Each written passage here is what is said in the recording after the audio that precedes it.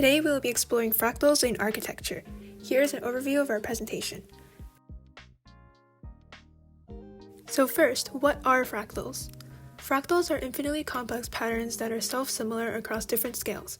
They are created by iterating a function over and over again. As you can see, there are many ways to display fractals visually. On the screen are the Mandelbrot set, Sierpinski's triangle, and Koch's curve, three very common visual representations of fractal geometry. We will explore all three in a moment. The most common occurrence of fractals is in nature. It is the most organic and original form of fractals, and where the ideas of self-similarity and infinitely repeating patterns were derived from. After all, nature obviously existed much before Mandelbrot was even born, the same with any of the other fractal mathematicians as well as every human being. Fractal geometry is a natural phenomenon that human beings attempted to imitate in their man-made constructions. Because of its prominence in nature and humans' close ties to nature ever since the beginning of mankind, it is no surprise that elements of this infinitely repeating pattern appears frequently in man-made structures. Throughout this presentation, a major focus will be on the impact that we get from fractal architecture, explaining why architects choose to incorporate self-similarity in their designs. Most of the time, this means positive benefits that are a direct result of using fractals. We will delve into specifics later. First, we'll talk about two distinct methods that architects utilize to build fractal-inspired buildings. The geometric intuitive method is when architects use fractal patterns as inspiration for creative expression.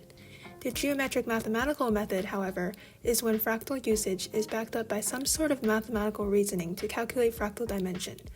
This is also used in analysis of existing buildings. It is important to keep in mind that most of the examples we'll be covering today were built much before Mandelbrot, Sierpinski, and Koch contributed their findings to fractal mathematics.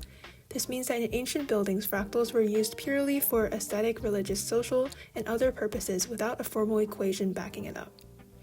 There is research supporting the fact that the human brain is actually composed of fractals and functions based on self-similar patterns. So this can be connected to being naturally attracted to nature and fractal architecture in that there is some sort of self-recognition aspect to seeing fractals in our environment. Such architecture could be seen as an exterior version of our inner brain. There is something about the fractal structure that seems aesthetic to us. Experiments have shown over and over again that humans display a positive emotional affiliation with natural elements and settings, even benefiting from lowered stress levels. This is called biophilia, literally meaning the love for life. The second part of our presentation will cover a brief history of fractal architecture. Here's an overview of the fractal-inspired structures that we will explore today. First, we will go all the way back to before 1000 CE, when the first Hindu temples were built. Then, we will analyze the infamous Eiffel Tower. Thirdly, we will look at a specific settlement in Africa that cleverly utilizes fractals. Lastly, we will look at a modern-day example of fractal architecture and the current-day issues that it tackled.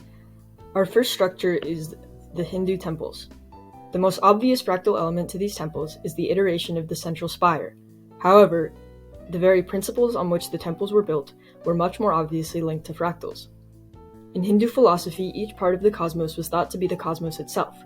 Quote, "The whole cosmic principle replicates itself again and again in ever smaller scales. The human being is said to contain within itself the entire cosmos." Striving to maintain a harmonious worldview, the central principles of the Hindu cosmos were incorporated into their worldly creations.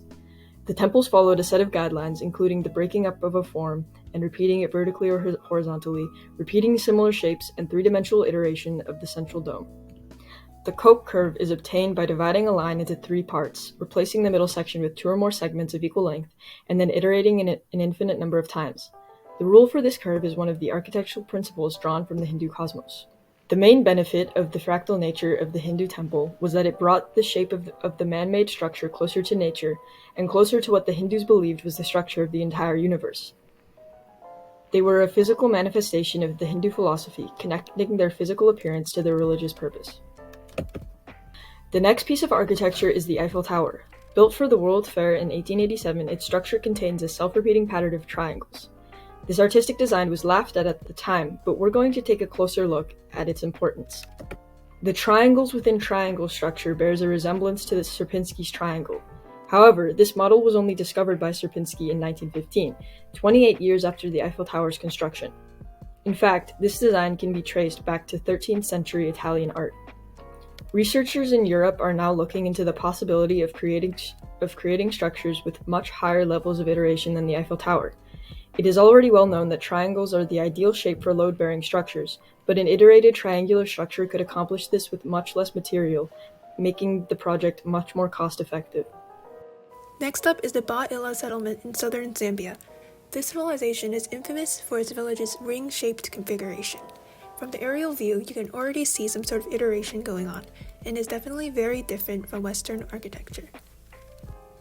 Most primarily present in the design is the Mandelbrot set. If you zoom in on the spirals surrounding the Mandelbrot set, you will see a spiral consisting of smaller spirals going from larger size to smaller size. This is basically what is seen in the Ba-Ila village, except it is a ring of rings instead of a spiral of spirals. The rings are lined up in descending order from the center, and now we will explore why the villages are shaped like this. The fractal design helps them order their village by social structure, with the decreasing size from the center representing a social gradient. There are 3 iterations in one village, with the smallest rings being small households, the rings of smaller rings being extended family, and the largest ring being the entire village. Each ring consists of a house and a livestock pen, and there are storage houses dotting the outskirts of the rings. In the center is a second iteration ring that belongs to the chief and his immediate family members. The Ba-Ila people, like most African civilizations, were closely tied by kinship, so the use of fractals in their architecture conveys their cultural values in this way. Moving on to our final building analysis, the Lideta Mercato Mall in Ethiopia. This was built in the last decade, so there is definitely more mathematical basis behind this structure. The mall has a textile-like facade and also has circular fractals on the roof. If you look at the facade of the mall, there are definitely components of Sierpinski's carpet, African architecture and patterns, as well as Cantor dust. There are big squares next to many smaller squares, and the whole building looks like a 3D version of Sierpinski's carpet. There are elements of African culture in the design as well, since this square pattern is commonly found on African clothing, textiles, and pottery. The architect said that his design was based on open-air markets in Ethiopia, as he wanted a building with good air ventilation. When the architect first received the request to build a mall, he cringed at the thought of building a stereotypical, boring, Western-style shopping mall that consisted of a lot of glass and little air ventilation. It was only until he developed the idea of utilizing fractals that he felt inspired to pursue this project. As I mentioned before, the shopping mall prioritizes air ventilation for cooling. Since it is pretty hot for most of the year in Ethiopia, cooling is definitely a concern there. The fractal facade allows for effective cross-ventilation. This is the final part of our presentation where we will really apply the concepts that we researched to create our own design. The essential question here is, what benefits can we get from using fractals in today's buildings? One benefit we chose to explore is daylighting. Daylighting is the practice of engineering a building to maximize the amount of natural lighting that goes into the windows. Today we will be applying the idea of daylighting to a common workplace or office building. This is the most basic design for an office building, just a rectangular prism. The issue with this is that while some offices on the edges of the building will have sufficient daylight, the offices in the middle will have no windows and no natural lighting at all. Here is a solution to the problem. Originally, the office building had a 900 feet perimeter. In this fractal enhanced version, inspired by the third iteration of Hilbert's space filling curve, there is a perimeter of 2,040 feet, more than double the amount.